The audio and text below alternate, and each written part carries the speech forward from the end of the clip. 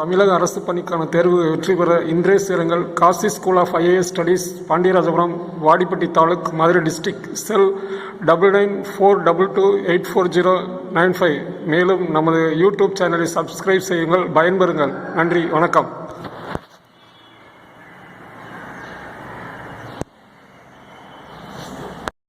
Group 2, group 2A, group 4, TET, SI தேர்வுகளுக்காக படிச்சுட்டு இருக்கோம்.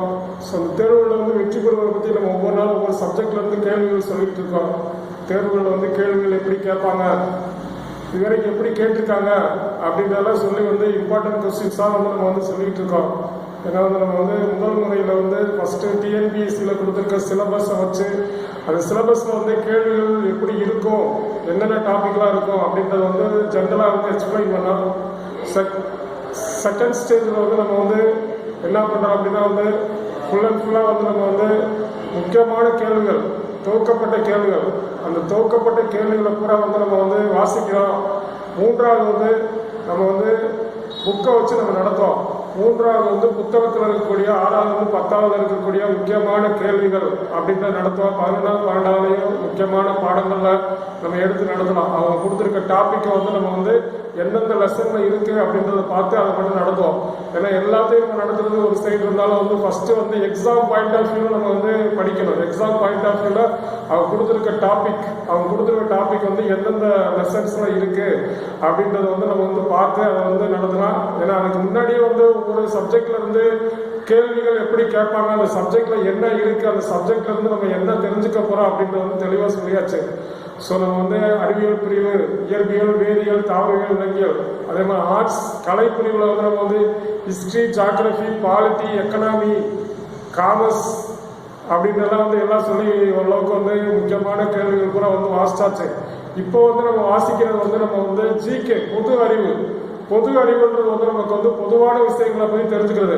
பொதுவான விஷயங்கள், உலகத்தில் பொதுவான இம்பார்ட்டன்ட் பிளேசஸ், அந்த பிளேசஸோட இம்பார்ட்டன்ஸ் என்ன அப்படின்றத தெரிஞ்சுக்கிறோம். அதே மாதிரி சில நாடுகளோட சிறப்பு பெயர்கள் தெரிஞ்சுக்கிறோம். சில நாடுகளோட சிறப்பு பெயர்கள் அப்படின்றது கண்டிப்பா நமக்கு அந்த நாடோட முக்கியத்துவத்தை பொறுத்து நமக்கு ஸ்டோரேஜ்ல டெலிட் பண்ணி வச்சு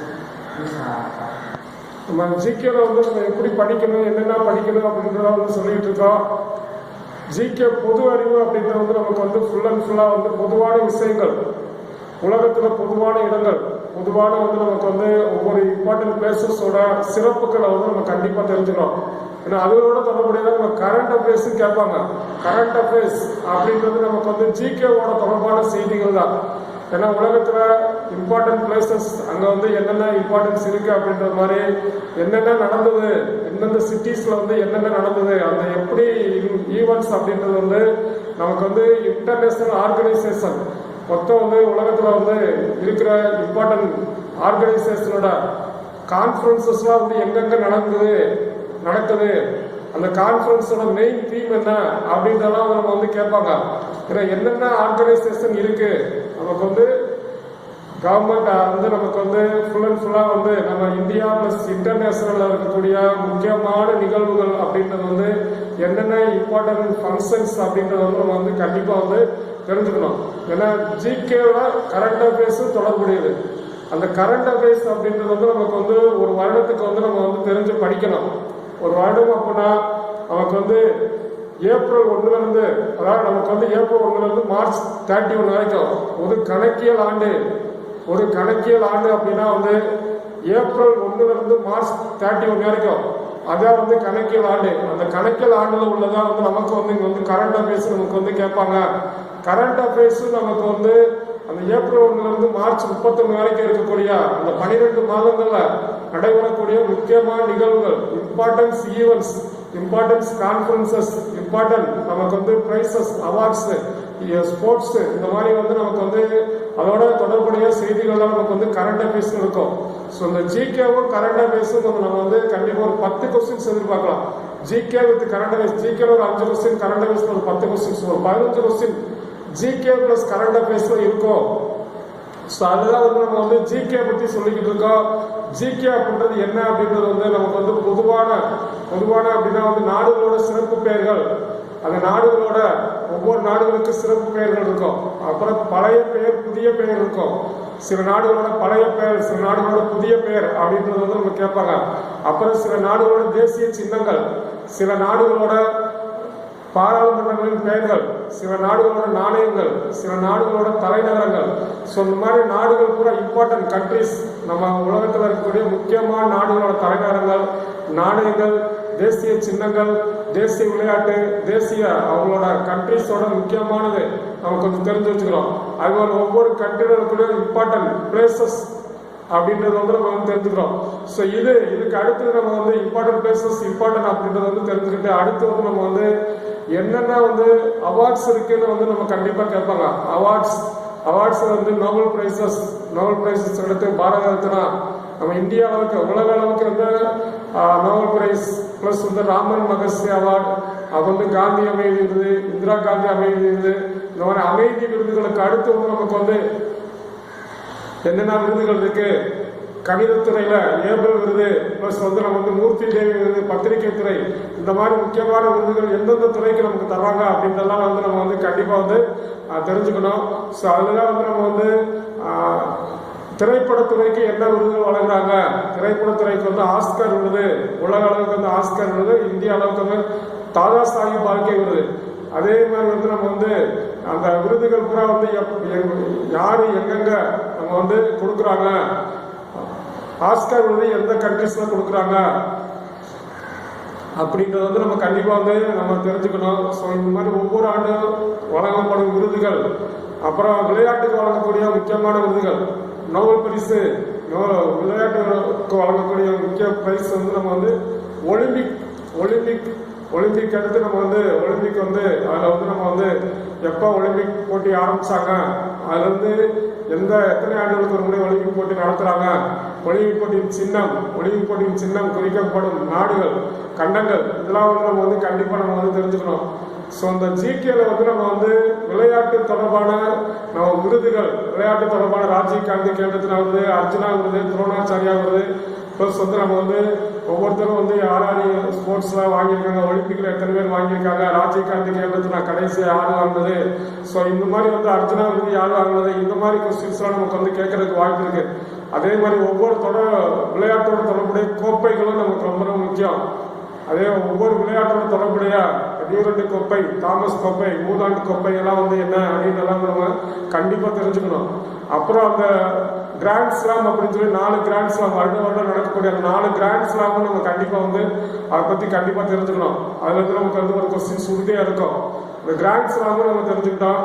அப்புறம் வந்து நம்ம வந்து விளையாட்டுல இருக்கக்கூடிய முக்கியமான விருதுகள் மாதிரி வந்து எல்லாமே நம்ம வந்து விருதுகளை பூரா வந்து நம்ம தெரிஞ்சுக்கிறோம்.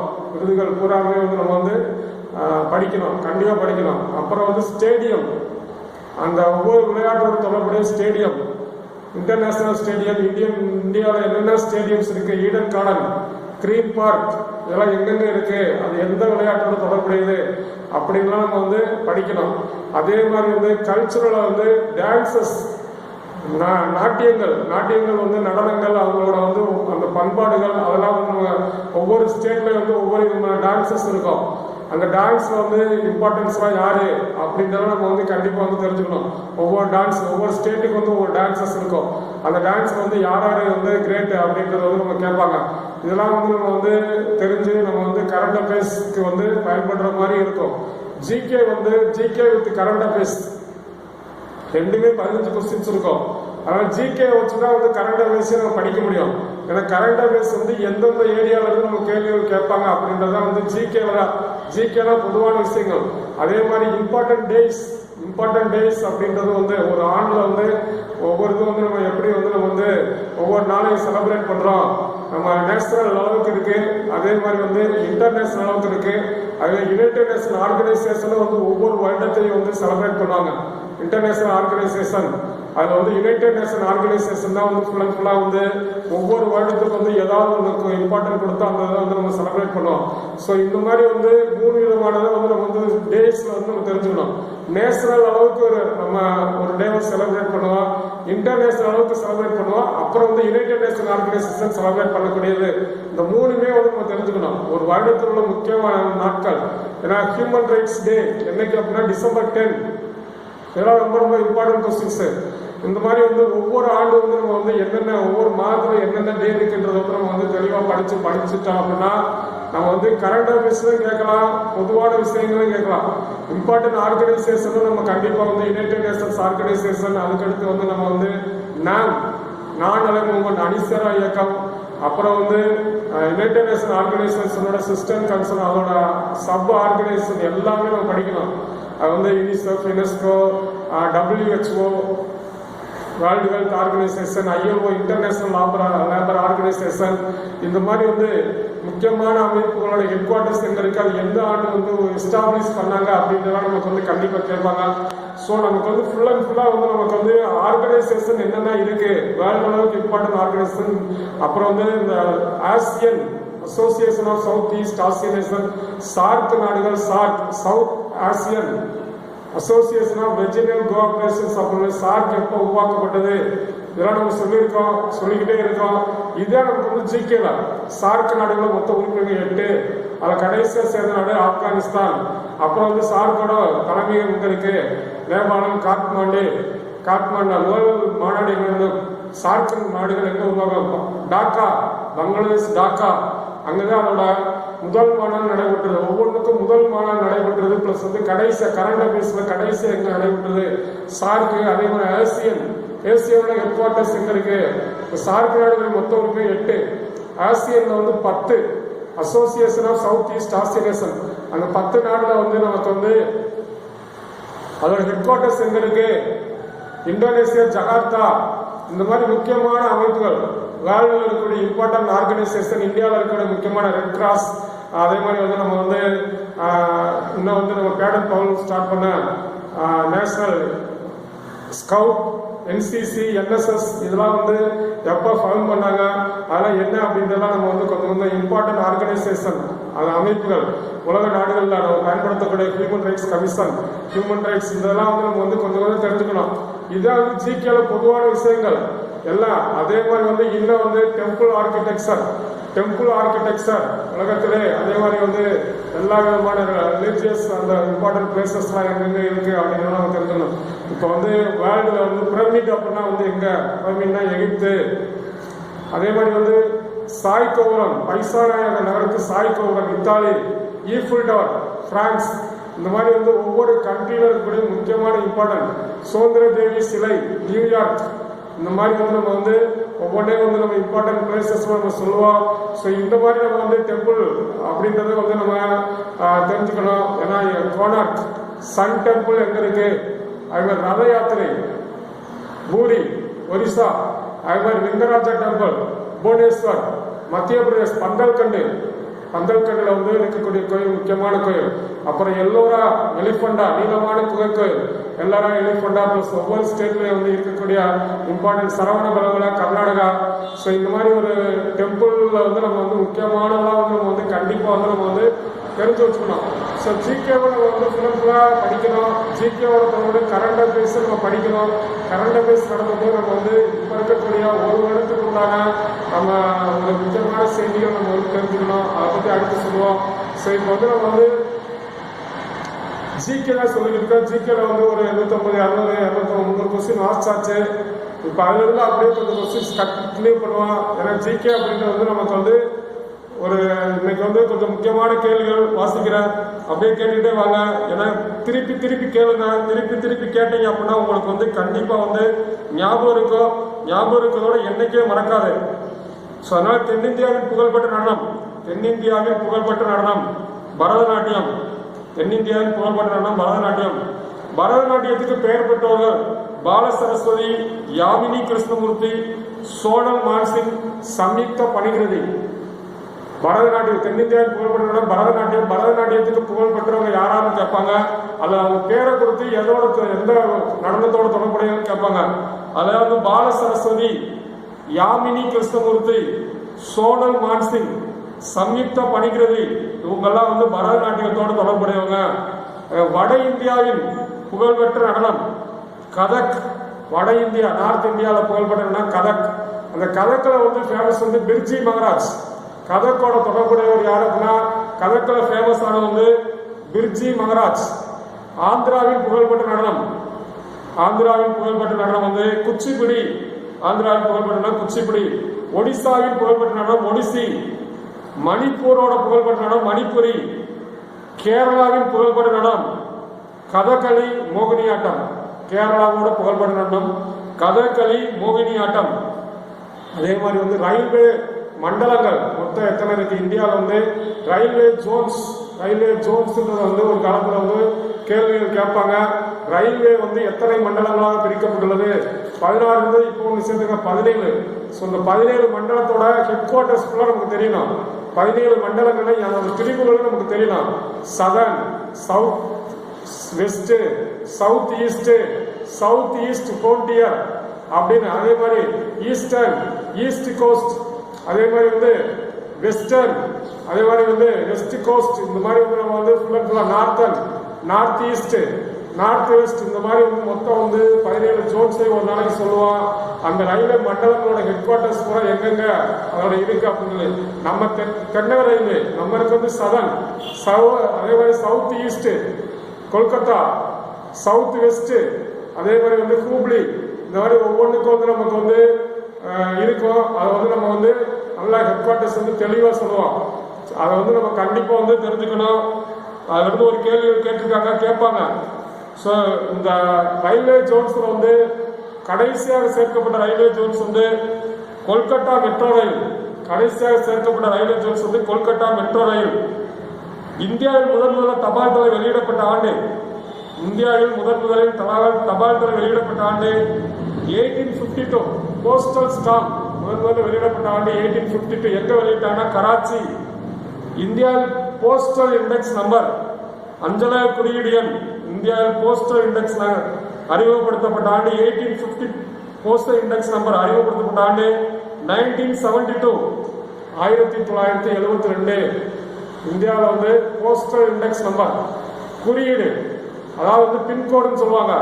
போஸ்டல் குறியீடு பின்கோடு வந்து எப்ப போஸ்டல் இண்டெக்ஸ் நம்பர் 1972. அதே மாதிரி இந்தியாவில் வானொலி சேவை, வானொலி முதல்ல அறிமுகப்படுத்தப்பட்ட ஆண்டு, துவங்கப்பட்ட ஆண்டு 1927. 1927 வானொலி எங்க வந்து அறிமுகப்படுத்தினாங்கன்னா ஆரம்பிக்கப்பட்டனா மும்பை மற்றும் கொல்கத்தா. வானொலி முதல்ல 2 ஸ்டேஷன் மும்பை மற்றும் கொல்கத்தா. 1927 அந்த ரேடியோ வந்து ஆகாசவாணி என்று ஃபர்ஸ்ட் வந்து ஆகாசவாணிக்கு முன்னாடி வந்து அகில இந்திய வானொலி என்று பெயர் மாற்றம் செய்யப்பட்ட ஆண்டு. ஆல் இந்தியா ரேடியோ, இந்த நம்ம வந்து வானொலி வந்து அகில இந்திய வானொலி என்று பெயர் மாற்றம் செய்யப்பட்ட ஆண்டு 1936. அதே வந்து ஆகாசவாணி என்று பெயர் மாற்றம் செய்யப்பட்ட ஆண்டு 1957. அகில இந்திய வானொலி என்று பெயர் மாற்றம் செய்யப்பட்ட ஆண்டு 1936. ஆகாசவாணி என்று பெயர் மாற்றம் செய்யப்பட்ட ஆண்டு 1957. இந்தியாவில் தொலைக்காட்சி சேவை துவங்கப்பட்ட ஆண்டு 1959. இந்தியாவில் தொலைக்காட்சி முதல்ல தொலைக்காட்சி ஆரம்பிக்கப்பட்ட ஆண்டு, அறிமுகப்படுத்தப்பட்ட ஆண்டு, துவங்கப்பட்ட ஆண்டு 1959. தூர்தர்ஷன் என்று பெயர் மாற்றம் செய்யப்பட்ட ஆண்டு, தூர்தர்ஷன் தொலைக்காட்சி வந்து தூர்தர்ஷன் என்று பெயர் மாற்றம் செய்யப்பட்ட 1976. 1976. பிரசார் பாரதி சட்டம் கொண்டு வரப்பட்ட ஆண்டு. பிரசார் பாரதி வானொலி தொலைக்காட்சியை ரெகுலேட் பண்றதுக்காக கொண்டு வரப்பட்ட சட்டம் பிரசார் பாரதி. எத்தனாம் ஆண்டு அப்படின்னா 1990. பிரசார் பாரதி சட்டம் கொண்டு வரப்பட்ட ஆண்டு 1990. அதே மாதிரி ஐக்கிய நாடுகள் சபை சர்வதேச காடுகள் ஆண்டு அப்படின்னு வந்து எந்த ஆண்டு செலிப்ரேட் பண்ணாங்க அப்படின்னா சர்வதேச காடுகள் ஆண்டு 2011. ஐக்கிய நாடுகள் சபை குழந்தைகள் ஆண்டு, பெண்கள் ஆண்டு நம்ம செலிப்ரேட் பண்ணுவாங்க. பெண்கள் ஆண்டு 1978. ஐக்கிய நாடுகள் சபை பெண்களை வந்து சிறப்புப்படுத்துவதற்காக பெண்கள் ஆண்டுன்னு கொண்டாடப்பட்ட 1978. குழந்தைகள் ஆண்டு 1979. அதே மாதிரி வந்து காடுகள் ஆண்டு 2011.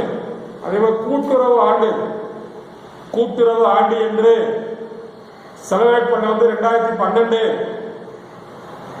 இந்தியாவில் முதல்ல அணுகுண்டு வெடிப்பு சோதனை பத்தி ஒரு கேள்வி கேட்டிருக்காங்க. ரொம்ப முக்கியமானது அணுகுண்டு வெடிப்பு சோதனை. ஏன்னா வல்லரசு அப்படின்றது அணு ஆயுதத்துல யாரு அதிகமா வந்து பவர் இருக்காங்களோ அவங்க வல்லரசு. அதோட வந்து அணுகுண்டு வெடிப்பு சோதனை செய்த நாடுகளை வல்லரசுன்னு சொல்லுவாங்க. அணுகுண்டு வெடிப்பு சோதனை வந்து இந்தியாவில் வந்து எந்த ஆண்டு யாரு செஞ்சது அப்படின்னா 1974 ஏபிஜே அப்துல் கலாம் அவர் தான் வந்து இந்திரா காந்தி பிரதமராக இருக்கும் போது ராஜஸ்தான்ல ராஜஸ்தான் வந்து பொக்ரான் அப்படின்ற இடத்துல வந்து அணுகுண்டு வெடிப்பு சோதனை நடத்துறாங்க. அது வந்து புத்தர் பிறந்த அன்னைக்கு, புத்த பூர்ணிமா அன்னைக்கு அது செஞ்சதுனால அது வந்து புத்தர் சிரிக்கிறார் அப்படின்னு சொல்லி குறிப்பிட்டிருப்பாங்க. புத்தர் சிரிக்கிறார் என்று அறியப்படும் நிகழ்ச்சி இந்தியாவில் முதல் அணுகுண்டு வெடிப்பு சோதனை. அதுதான் வந்து அணுகுண்டு வெடிப்பு சோதனை அப்படின்னு நம்மகிட்ட வந்து இவ்வளவு அணு ஆயுதம் இருக்கு அப்படின்றத அனைத்து நாடுகளும் தெரிஞ்சுக்கிறதுக்காக அணுகுண்டு வெடிப்பு சோதனை நம்ம நடத்துறோம். அதுல முதல் அணுகுண்டு வெடிப்பு சோதனை 1974 ஏபிஜே அப்துல் கலாம் இந்திரா காந்தி பிரதமராக இருக்கும்போது ராஜஸ்தான்ல பொக்ரான்ல வந்து ஸ்டார்ட் பண்றாங்க. பொக்ரான்ல வந்து இது வந்து நடத்துறாங்க. ஸோ இந்த நிகழ்ச்சி வந்து எப்படி குறிக்கப்படும் அப்படின்னா புத்தர் சிரிக்கிறார் அப்படின்னு குறிக்கப்படும். ஏன் அப்படி குறிக்கிறாங்க அப்படின்னா அது நடந்த அன்னைக்கு வந்து புத்த பிறந்த தினமான புத்த பூர்ணிமா அன்னைக்கு அது நடந்ததுனால வந்து அதை வந்து புத்தர் சிரிக்கிறார் என்று நம்ம வந்து சொல்லுவோம். அதான் புத்தர் சிரிக்கிறார் என்று அறியப்படும் நிகழ்ச்சி முதல் அணுகுண்டு வெடிப்பு சோதனை. அது மாதிரி இரண்டாவது அணுகுண்டு வெடிப்பு சோதனை எத்தனாம் ஆண்டு நடைபெற்றா 1998 இரண்டாவது அணுகுண்டு வெடிப்பு சோதனை 1998. அது வந்து ராஜஸ்தான்ல பொக்ரான்ல தான் நடைபெற்றது. அது யாருன்னா ஏபிஜே அப்துல் கலாம் தான் அதையும் வந்து செய்தவர்.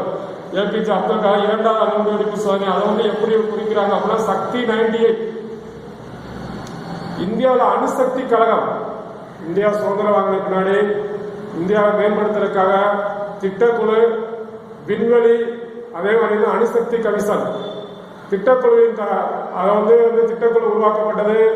இந்தியாவில் வந்து பொருளாதார மேம்பாட்டிற்காக திட்டக்குழு தலைவர் பிரதமர் திட்டக்குழு வந்து 5 ஆண்டு திட்டங்களை கொண்டு வந்ததற்காக உருவாக்கப்பட்ட திட்டக்குழு. அந்த திட்டக்குழு ஒரு சைடு அதை வந்து கொண்டு வந்தாங்க. அதே மாதிரி விக்ரம் சாராபாய் இந்திய விண்வெளி திட்டத்தின் தந்தை என்று விக்ரம் சாராபாய் அவரோட தலைவர் விண்வெளி ஆய்வை பற்றி, ஏன்னா விண்வெளி ஆய்வு நம்மளோட வளர்ச்சிக்கு முக்கியமானது விண்வெளி திட்டம். அதே மாதிரி அணுசக்தி திட்டம், அணுசக்தி திட்டத்தின் தந்தை என்ற ஹச்ஜே பாபா, ஹோமி ஜஹாங்கீர் பாபா, அணுசக்தி நமக்கு ரொம்ப முக்கியம் அப்படின்னு சொல்லிட்டு அணுசக்தி திட்டத்தின் தந்தை ஹச்ஜே பாபா அவரோட பேர்ல தான் வந்து இன்னைக்கு வந்து அணு ஆராய்ச்சி மையம் இருக்கு. பாபா அணு ஆராய்ச்சி மையம் எங்க இருக்கு? ட்ராம்பே, மும்பைல பாபா பார்க்குன்னு சொல்லுவோம், பாபா அட்டாமிக் ரிசர்ச் சென்டர். அது மாதிரி இந்தியாவில் குடியரசுத் தலைவர் இருப்பிடத்தை வந்து ராஷ்டிரபதி பவன் டெல்லி, இந்தியாவில் குடியரசுத் தலைவர் இருப்பிடம் ராஷ்டிரபதி பவன் சொல்லுவா. அது வந்து எங்க இருக்கு அப்படின்னா டெல்லி. அமெரிக்காவின் குடியரசுத் தலைவர் இருப்பிடம் வந்து வெள்ளை மாளிகை, அது எங்க இருக்குன்னா வாஷிங்டன். அமெரிக்காவின் குடியரசுத் தலைவர் வெள்ளை மாளிகை எங்க இருக்குன்னா வாஷிங்டன். அது மாதிரி இந்தியாவில் கல்விக்காக வழங்கப்படும் உயரிய விருது காளிதாசர் விருது. இந்தியாவில் கல்விக்காக வழங்கப்படும் உயரிய விருது காளிதாசர் விருது எந்த மாநிலம் வழங்கினாலும் மத்திய பிரதேஷ். பள்ளி சாரண இயக்கம், பள்ளி சாரண இயக்கத்தை தோற்றுவித்தவர் பேடன் பவுல். சாரண இயக்கம் ஸ்கவுட் அப்படின்னு சொல்லிட்டு ஆரம்ப காலத்துல மாணவர்கள் வந்து ஒரே யூனிஃபார்ம்டா வந்து எல்லாத்தையும் ஒற்றுமைப்படுத்துறதுக்காக, அதாவது வந்து அனைவருக்கும் உதவி செய்யணும்னு ஒரு எண்ணத்தை விதைக்கிறதுக்காக கொண்டு வரப்பட்ட ஸ்கவுட் அப்படின்னு சொல்லிட்டு அந்த வந்து யாரு கொண்டு வந்த அப்படின்னா பேடன் பவுல். அதே மாதிரி ரெட் கிராஸ் முதல் உதவி, செஞ்சிலுவை முதல் உதவி அப்படின்றது யாராவது விபத்துல ஏதாவது இருக்கிறவங்களுக்கு வந்து போய் எல்லாருமே முதல் உதவி செய்யணும். ரெட் கிராஸ் அப்படின்னு செஞ்சிலுவைன்ற சிம்பல் எதை குறிக்கும்? முதல் உதவி. அந்த இயக்கத்தை ஆரம்பிச்சிருக்கிறதா ஹென்றி டூனான். சாந்தி நிகேதன் கல்விக்கூடம் ஆரம்ப காலத்துல, பழைய காலத்துல எல்லாம் வந்து பள்ளிகள் துவங்கப்பட காலத்துல வந்து மாணவர்கள் தான் ஆசிரியர் வீட்டில் போய் உட்காந்து படிக்கணும். ஏன்னா அந்த காலத்துல வந்து மாணவர்கள் படிக்கணும் அப்படின்னா ஆசிரியர்களோட வீட்டில் உட்காந்து படிக்கணும். ஆசிரியர்கள் வந்து அதற்காக மாணவர்கள் படிக்கிறதுக்காக ஒரு குலம், குருகுலம் சொல்லுவாங்க, குருகுல கல்வி முறை. அது ஃபர்ஸ்ட் இந்தியாவில் ஸ்டார்ட் பண்ணது வந்து ரவீந்திரநாத் தாகூர். அந்த குருகுலத்துக்கு பேர் வந்து சாந்தி நிகேதன். சாந்தி நிகேதன் அப்படின்றது வந்து ரவீந்திரநாத் தாகூர் வெஸ்ட் பெங்கால்ல வந்து முதல் குருகுல கல்வி முறை உருவாக்குறாரு. இந்த சாந்தி நிகேதன் தான் இன்னைக்கு வந்து விஸ்வ பாரதி பல்கலைக்கழகம் அப்படின்ற அளவுக்கு வெஸ்ட் பெங்கால் இன்னைக்கு ஒரு சிறப்பான பல்கலைக்கழகமா இயங்கி வருகிறது. குருகுல கல்வி முறையை ஆரம்பித்தவர், சாந்தி நிகேதன் ஆரம்பித்தவர் ரவீந்திரநாத் தாகூர். அமைதியின் சின்னம் புறா. அதே மாதிரி கம்யூனிசத்தின் தந்தை காரல் மார்க்ஸ். அவர் எழுத நூல்கள் தாஸ் கேபிட்டல் அல்லது மூலதனம் அல்லது தாஸ் கேபிட்டல். அதே மாதிரி இந்தியாவில் எழுதும் முதல் செய்தித்தாள், இந்தியாவில் வெளிவந்த முதல் செய்தித்தாள் நமக்கு வந்து Bengal gazette. 1780 James Augustus Hicky. தமிழில் வெளிவந்த முதல் செய்தித்தாள் சுதேசமித்ரன். இந்தியாவில் வெளிவந்த முதல் செய்தித்தாள் Bengal gazette. James Augustus Hicky 1780 வந்து நமக்கு வந்து முதல் செய்தித்தாள். அதே மாதிரி வந்தே மாறம் என்ற பத்திரிகை எழுதினார் அரவிந்த கோஷ். வந்தே மாறம் தீவிரவாதிகள் வந்து அரவிந்த கோஷ் அவர் எழுதின பத்திரிகையோட பேர் வந்தே மாறம்.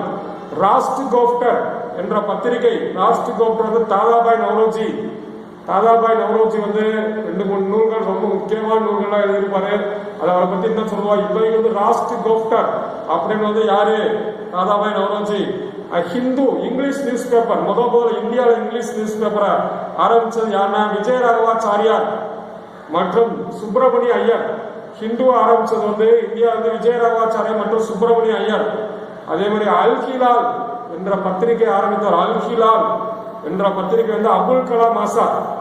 அல்ஹிலால் என்ற பத்திரிகை ஆரம்பித்தவர் Abul Kalam Azad. Unhappy India, unhappy India என்ற பத்திரிகை ஆரம்பித்தவர் லாலா லஜபதி ராய்.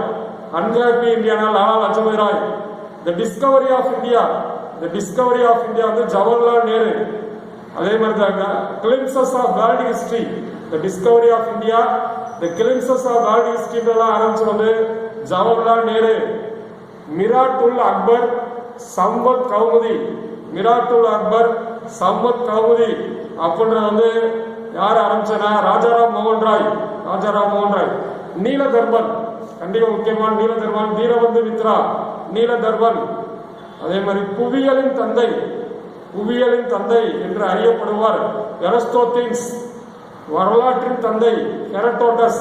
புவியியலின் தந்தை எரஸ்டோத்தின்ஸ், வரலாற்றின் தந்தை ஹெரடோட்டஸ். நகைச்சுவையின் தந்தை அரிஸ்டோபேன்ஸ், நகைச்சுவையின் தந்தை அரிஸ்டோபேன்ஸ். ஆங்கில இலக்கியத்தின் தந்தை ஜியோபரி சாசர், ஆங்கில இலக்கியத்தின் தந்தை ஜியோபரி சாசர். ரயில்வேயின் தந்தை ஜார்ஜ் ஸ்டீபன்சன், ரயில்வேயின் தந்தை ஜார்ஜ் ஸ்டீபன்சன். அணு இயற்பியலின் தந்தை ரூதர் ஃபோர்டு, அணு இயற்பியலின் தந்தை ரூதர் ஃபோர்டு. அதே மாதிரி வந்து அன்டு திஸ் லாஸ்ட் என்ற பத்திரிகை ஜான் ரஸ்கின். காந்தியின் வாழ்க்கையில் காந்தியோட வாழ்வில் வந்து மாற்றத்தை ஏற்படுத்திய புத்தகம் அன்டு திஸ் லாஸ்ட் எழுத வந்து ஜான் ரஸ்கின்.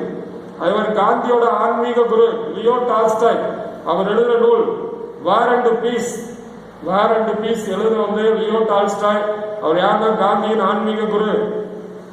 சமூக ஒப்பந்தம் என்ற நூலை எழுதிய ரூசோ, சமூக ஒப்பந்தம் என்ற நூலை எழுதிய ரூசோ. சாத்தானின் வேதங்கள் என்றதை எழுதுவது வந்து சல்மான் ருஷ்டி, சாத்தானின் வேதங்கள் Salman Rushdie. And autobiography, and autobiography என்ற நூலை எழுதிய Nehru. A passage to England, a passage to England என்ற நூலை எழுதிய Nirad Chaudhuri. A suitable boy, a suitable boy and equal music ரெண்டே எழுத Vikram Seth. A suitable boy and equal music எழுத வந்து விக்ரம் சேத். காந்தியின் சுயசரிதையோட பேர் வந்து சத்திய சோதனை, காந்தியின் சுயசரிதை சத்திய சோதனை. அது வந்து இங்கிலீஷ் வந்து மை எக்ஸ்பெரிமெண்ட் வித் ட்ரூத். அதே மாதிரி ஏபிஜே அப்துல் கலாம் அவரோட சுயசரிதை வந்து அக்னி சிறகுகள், the wings of fire. Sachin Tendulkar அவரோட சுயசரிதை பிளேயிங் இட்ஸ் மை வே. சச்சின் டெண்டுல்கரோட சுயசரிதை வந்து playing it's my way. Kiran Bedi அவங்களோட சுயசரிதை வந்து ஐசி, ஐசி.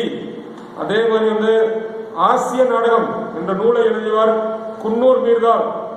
ஆசிய நாடகம் என்ற நூலை எழுதியவர் குன்னூர் மீர்தால். கூலி என்ற நூலை எழுதியவர் மூல்க்ராஜ் ஆனந்த். கூலி என்ற நூலை எழுதியவர் Mulk Raj Anand. Divine life, divine life என்ற நூலை எழுதியவர் சுவாமி விவேகானந்தர். விவேகானந்தர் நூல் divine life. Golden threshold, golden threshold என்ற நூலை எழுதியவர் கவிக்குயில் சரோஜி நாயுடு. Golden threshold. உயிரியலின் தந்தை அரிஸ்டாட்டில், விலங்கியலின் தந்தை அரிஸ்டாட்டில். உயிரியல் மற்றும் விலங்கியல் மற்றும் அரசியல் அறிவியல் மூணோட தந்தையுமே வந்து அரிஸ்டாட்டில். தாவரவியலின் தந்தை, தாவரவியலின் தந்தை தியோபிராஸ்டஸ். தாவரவியலின் தந்தை வந்து தியோபிராஸ்டஸ், தியோபிராஸ்டஸ் அப்படின்னு சொல்லிட்டு. வட துருவத்தை முதல்ல கடந்தவர், வட துருவத்தை முதல்ல கடந்தவர் வந்து ராபர்ட் பியரி. வடதுருவன்றது பனிப்பகுதி, அந்த பகுதியில் வந்து ரொம்ப வந்து பூரா பனியா இருக்கும், உருகிடுவாங்க பனியில. அப்படி போய் அதை கடந்து வந்து ராபர்ட் பியரி. தென் துருவத்தை கடந்தவர் வந்து அமன்சன், தென் துருவத்தை கடந்தவர் வந்து அமன்சன். இந்தியாவில் முதல் அச்சுக்கூடம் நிறுவியவர், இந்தியாவில் முதல் அச்சுக்கூடம் நிறுவியவர் ஜேம்ஸ் சிக்கி. இந்தியாவில் முதல் அச்சுக்கூடம் நிறுவியவர் ஜேம்ஸ் சிக்கி. உலகத்துல முதல் அணுகுண்டு வீசப்பட்ட நாடு, வீசிய நாடு ஜப்பான். இரண்டாம் உலக போர்ல வந்து ஜப்பான் வந்து சரணடைச்சுவாங்க, சரணடைய மாட்டாங்க. அதனால வந்து அமெரிக்கா வந்து ஜப்பான் மீது வந்து நாகசாகி, ஹிரோஷிமா அப்படி 2 இடத்துல அணுகுண்டு வீசுவாங்க. ஆகஸ்ட் 6 நாகசாகி தினம், ஆகஸ்ட் 9 ஹிரோஷிமா தினம். உலகத்திலே முதல் அணுகுண்டு வீசப்பட்ட நாள் ஆகஸ்ட் 6, 1945. இரண்டாம் உலக போர்ல வந்து நம்ம வந்து ஜப்பான் மேல வந்து அமெரிக்கா கொண்டு போட்டதுனாலதான் நம்ம வந்து ஃபுல் அண்ட் ஃபுல்லா வந்து நமக்கு வந்து இரண்டாம் உலக போர்ல ஜப்பான் வந்து நம்ம வந்து சரணடையலாம். அமெரிக்கா இதெல்லாம் வந்து ரொம்ப முக்கியமான இரண்டாம் உலக போரை பத்தி நம்ம கண்டிப்பா வந்து நடத்துவோம். இரண்டாம் உலக போர் எப்ப நடைபெற்றது, முதல் உலக போர் எப்ப நடைபெற்றது, முதல் உலக போர்ல வந்து கலந்து கொண்ட நாடுகள், அச்சு நாடுகள், நேச நாடுகள், அச்சு நாடுகள், நேச நாடுகள் அல்லது மைய நாடுகள் அப்படின்னு சொல்லுவாங்க. அதுல வந்து எந்தெந்த நாடுகள் இருக்காங்க அப்படின்றதெல்லாம் நம்ம சொல்லுவோம். அதே மாதிரி முதல் உலக போருக்கான காரணம் என்ன, உடனடி காரணம், முதல் உலக போர்ல எந்தெந்த நாடுகள் 2 குரூப்பா பிரிஞ்சு போர் செஞ்சாங்க. அதே மாதிரி இரண்டாம் உலக போர், முதல் உலக போர் 1914 to 18 வந்து ஏன்